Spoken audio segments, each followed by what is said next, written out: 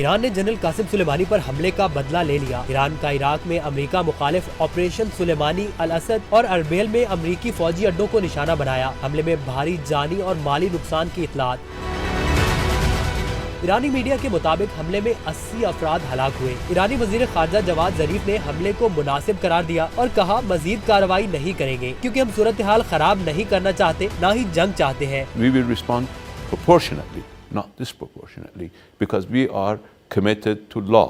We are law-abiding people. We're not lawless like President Trump. Iran کے chief of staff major general Mohammad Bagheri کہتے ہیں امریکہ نے دوبارہ حملہ کیا تو جواب مزید سخت ہوگا اور اب اسرائیل کا شہر حیفا تیسرا نشانہ ہوگا۔ حملہ ایرانی بحری فوج کی صلاحیتوں کی ایک جھلک ہے۔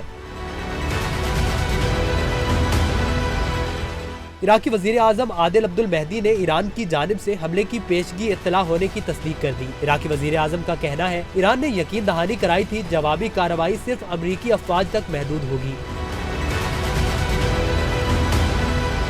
ایرانی حملے کے بعد برطانیہ، ناروے اور ڈنمارک نے بیس میں موجود اپنے عملے کی محفوظ ہونے کی تصدیق کر دی۔